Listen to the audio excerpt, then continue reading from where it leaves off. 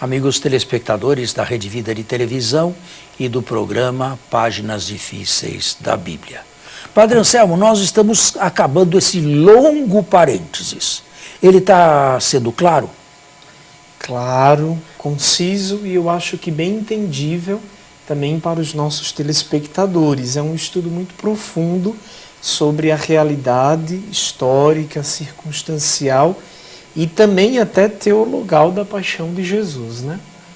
E no último programa, padre, lembro-me que o senhor falou, já no final, sobre o processo de tonificação de um possível antissemitismo, a começar do Evangelho de Marcos, depois nos outros evangelhos, também nos escritos de São Paulo, sobretudo os Tessalonicenses, e depois até nos padres da igreja, né? É isso que vimos no programa passado, de modo resumido. E eu acho que eu terminei em João. Exatamente. O senhor foi pegando sobretudo a figura de Pilatos nos evangelhos. Pilatos, em João, que tem uma cena central, é a cena do pretório, é central na paixão de João, sai e entra 7 vezes, do interior para o exterior e do exterior para o interior. No exterior está o povo com os sumos sacerdotes e no interior Jesus. Lá fora, uma gritaria. Crucifica-o, crucifica-o. Aqui dentro, calma e tranquilidade. E Pilatos entabula com Jesus um diálogo que mais adiante, no tempo devido, nós podemos investigar e averiguar. Como Pilatos falava com Jesus, se as duas línguas eram diferentes. Havia intérprete que... Vamos deixar isso para a hora oportuna, quando virmos este texto em João. De qualquer maneira, Pilatos, como eu disse, repito, sai e entra 7 vezes. Para João, isto aqui representa uma luta interna. Pilatos está sendo chamado naquele momento como representante de Roma a escolher entre as trevas lá fora e a luz aqui dentro. Lá fora, gritarias, para o quarto evangelho, gritarias, urlos e trevas. Dentro, tranquilidade, paz, calma, senhorio de si por parte de Jesus, a ponto de o evangelista retratar um Pilatos medroso. Um Pilatos medroso diante de Jesus. E não é difícil intuir, né, através das atitudes de Pilatos, este quadro, né? Quer dizer, um homem que foi jogado na cena para ser uma espécie de juiz, torna-se ele mesmo um miserável representante da justiça romana. Exatamente. Essa cena é muito forte no Evangelho de João, né? Pois é. Mas Pilatos o que escolhe? As trevas ou a luz? As trevas. Pilatos se vê contra a parede e escolhe as trevas. É escolha sua para o evangelista. Ele podia exercer o direito, o ius gladi, de outra maneira. Mas, se o soltas, não és amigo de César. Porque todo aquele que se faz rei contradiz César. Isso lhe grita o povo lá de fora. E Pilatos, que responde: hei de crucificar o vosso rei? Uma ironia mortal, né? Em que sentido uma ironia mortal? Pilatos sabia que não existia outro rei ali. Não. O Pilatos, Joanita, é um teólogo, a modo dele, mas é um teólogo. Durante muitos séculos, aquele povo foi preparado por Deus a receber outro rei. Aí evoca-se a figura do Messias, né? não temos outro rei a não ser César. O velho Tibério, que apodrecia na ilha de Capri, ao sul de Nápoles. Não temos outro rei senão César. E foi só quando Pilatos levou o povo inteiro a uma apostasia geral, não temos outro rei a não ser César, foi que fez a vontade deles. Mandou que Jesus fosse à cruz. É uma cena, padre, muito profunda, porque como ver a figura de Pilatos aqui, nessa linha tênue, onde se joga contra ele mesmo, contra Pilatos, todos os interesses da sua vida pública e, ao mesmo tempo, ele tem nas mãos os interesses da vida de um povo, naturalmente religioso, o povo judeu. Né? Pilatos não foi nem pior e nem melhor que os outros prefeitos romanos da província imperial da Judéia. Nem pior e nem melhor, mas ele não tinha tato. E ele caiu em 36 juntamente com Caifás, os dois caíram no mesmo ano, por não ter sabido levar com mais serenidade uma revolta de samaritanos. Agora, a pergunta seguinte, a pergunta que eu faria, talvez uma das últimas, é: o Sinédrio, de quando em quando, condenava alguém à morte? Eu falei que os limites eram poucos. Não é? Em questões muito peculiares ali da vida. Como a profanação do templo e como talvez o adultério. Os romanos, que reação tinham diante desses incidentes? Dependia da notoriedade do fato e da notoriedade da vítima. Certo? Ou seja, se a vítima tinha um grande peso ali, etc., os romanos abriam o olho. Se a vítima tivesse... Quem foi que mandou Estevão à morte? É o Sinédrio. É gozado, não se evoca a presença oficial dos romanos, por assim dizer. Né? Pois é, mas depois de ter comparecido ao Sinédrio, ele foi linchado. Que responsabilidade o Sinédrio teve no linchamento de Estevão?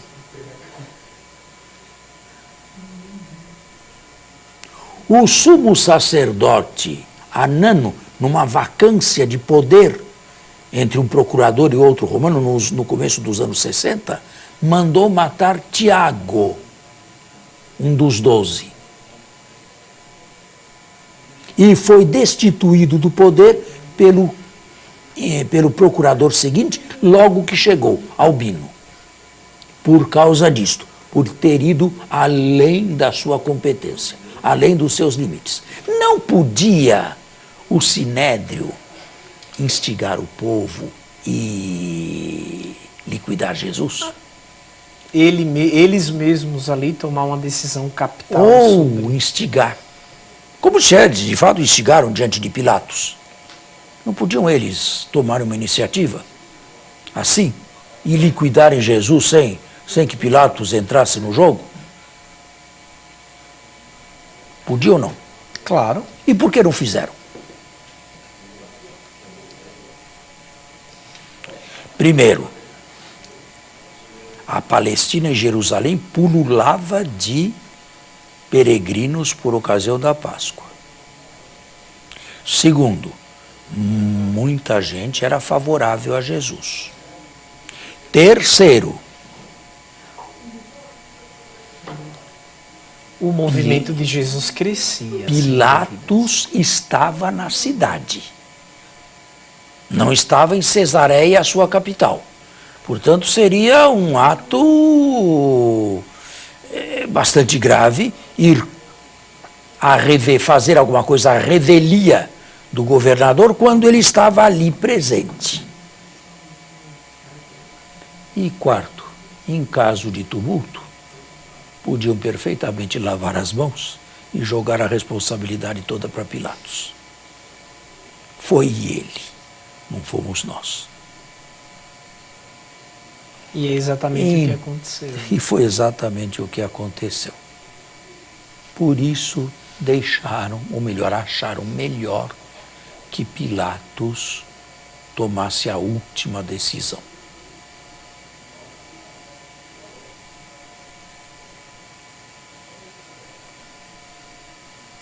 Agora, bem, nós temos que... 30 segundos apenas, dá apenas para formular a questão. Que com isto aqui terminamos todo esse longo parênteses aqui.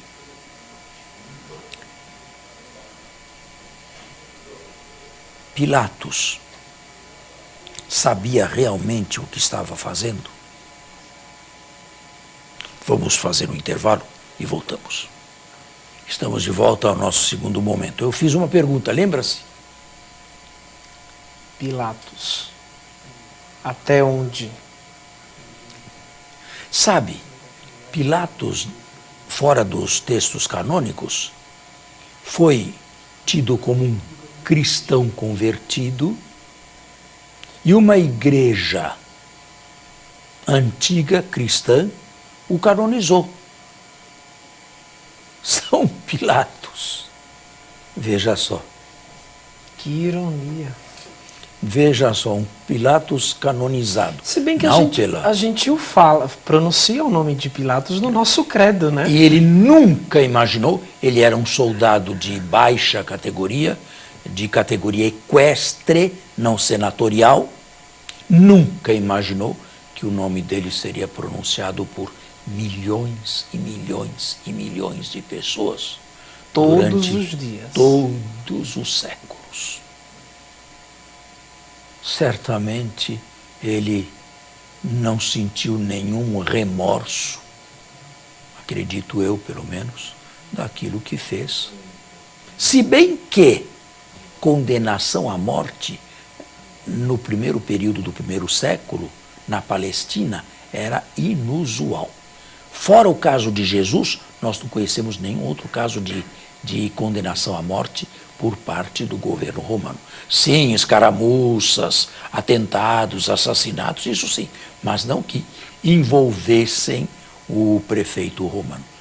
Só o caso de Jesus. Nos primeiros 50 anos, ou nos primeiros 40 anos do primeiro século. As coisas se modificaram depois do curto reinado de Herodes Agripa I, a partir de 44 da nossa era na Palestina, quando prefeitos ou procuradores romanos incapazes, ineptos, assumiram lá o governo sem saber como tratar com carinho, com delicadeza, com prudência, com diplomacia, com os próprios judeus.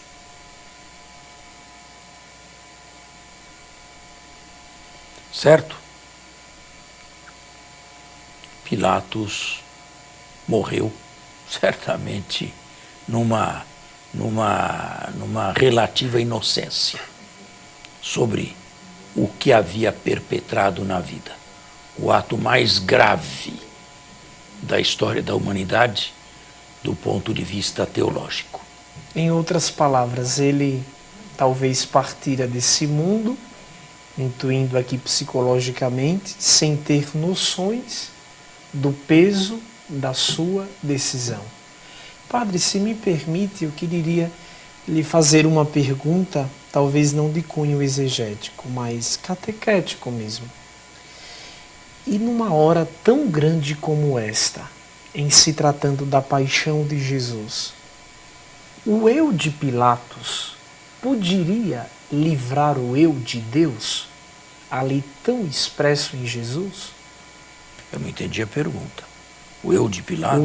O eu de Pilatos. É a pessoa de Pilatos. A pessoa de Pilatos. Que né? tem a ver? A pessoa Ele de Pilatos. poderia salvar o eu de Jesus com uma decisão sim ou não dele Claro naquela que hora? sim. Historicamente, cada um é responsável pelo que faz. Deus dirige a história, mas dirige a história do ponto de vista metafísico, não do ponto de vista predicamental. Os homens fazem o que querem, colocam o que querem, e Deus está por cima e Deus dirige lá por cima os acontecimentos humanos. Mas não a ponto de retirar a liberdade, a responsabilidade e a inteligibilidade de alguém que faz. Ele é responsável e eu diria também culpável pela morte de Jesus. Embora não fosse um fanático anti-jesuano.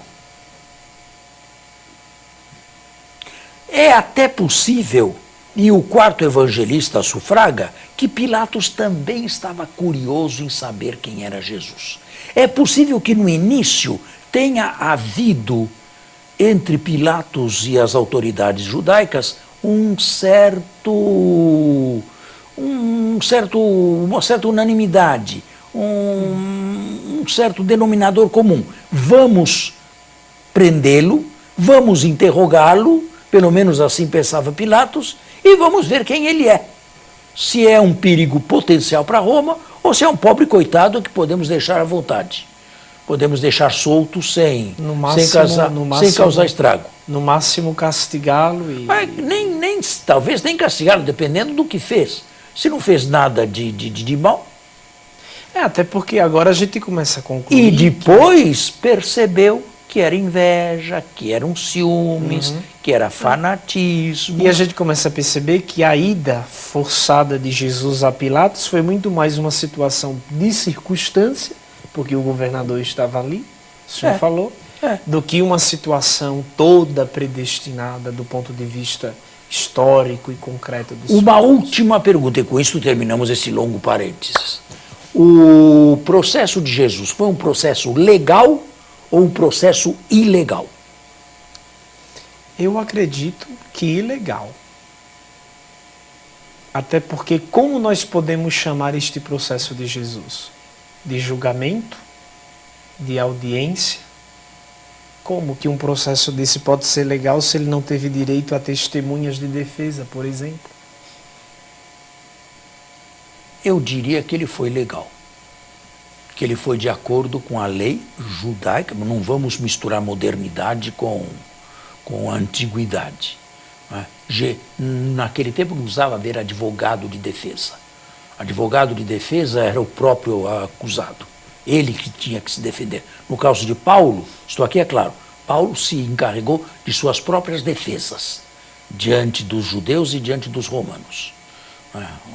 No passado era diferente, passavam-se diferente as coisas do que na modernidade. Mas ele foi condenado por um órgão oficial, numa sessão oficial, pelo menos no primeiro século, não talvez 2, 3 séculos mais tarde, com a Mishnah. E ele horário foi definido, padre? E ele, no primeiro século, é muito difícil examinar esses detalhes todos. Antes do ano 70 da nossa era, antes da destruição de Jerusalém. E depois que o Sinédrio não o pôde ou não quis resolver o caso e terminar ali, ele foi levado para a justiça romana. E a justiça romana agiu na pessoa de Pilatos. Faça uma distinção entre julgamento extra legem e julgamento iuxta legem.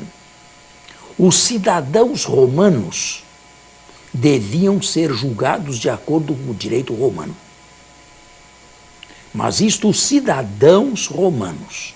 Que não era o caso de Jesus. Não era o caso de Jesus, era o caso de Paulo, mas não era o caso de Jesus. Jesus não era um cidadão romano. Em não se tratando de um cidadão romano, a responsabilidade pelo veredicto final, as mais das vezes, ficava a cargo do governador ou do prefeito. era ele quem agia de acordo com o que ele ouvia, de acordo com o povo, de acordo com os gritos, de acordo com a consciência que ele ia formando. No caso de Pilatos, agiu também não pouco medo, uma certa reticência. Se o soltas, não és amigo de César. Pode ser acusado de uma ação anti-romana. Tudo isso deve ser julgado, levado em conta. Eu acho que o processo de Jesus foi um processo injusto, não tenha dúvida. Foi um processo iníquo, mas não foi um processo ilegal. Foi um processo dentro da lei. Dentro da lei para alguém que não era cidadão romano e que não devia ser julgado de acordo com a legislação do Código Penal romano, do direito romano. Quanto tempo ainda nos falta? 3. Olha, estão dizendo que faltam 3 minutos. Você tem alguma pergunta a ser feita? Não, eu já fiz. Só iria completar nesse sentido, nesse caso, dizendo então que porque Jesus não era um cidadão romano, o ritmo de um processo... O ritual, vamos dizer. O ritual de um processo como este dependia muito da subjetividade da figura romana, do prefeito. Presente, né? Do prefeito. E Roma normalmente respeitava estas coisas. Não era um cidadão notório, Jesus, não era de alta notoriedade, nunca saiu da Palestina, nunca foi para lado nenhum, sempre pregou em povoados pequenos. Poucas vezes Jesus entrou em cidades, e nenhuma vez numa cidade pagã. Então, não era à primeira vista, ele não trazia, deixando o aspecto religioso de lado, ele não trazia motivos de perturbação para Roma. Agora, terminando, estamos no fim do nosso programa e no fim desse grande parênteses. Sabe, questões políticas e questões religiosas sempre andaram de mãos dadas. Infelizmente, na história de todos os tempos, nós temos sempre governos que pretendem auferir lucros através das igrejas. Por exemplo, aqui nos tempos de eleição. E sempre temos eclesiásticos que tentam se insinuar nos meios políticos. As coisas não mudaram de lá para cá. Está no nosso horário, então vamos encerrar o programa. Eu desejo a todos um bom final de semana. Espero que o parênteses está terminado. Agora nós podemos entrar no sinédrio e nas acusações sinedritas contra Jesus. Mas esse parênteses aqui, quero crer que tenha sido elucidativo para muitos que seguem com desejo, com profundidade esse programa. Muito obrigado. A você e a sua família, uma boa semana, um bom domingo. Fique na paz do Senhor.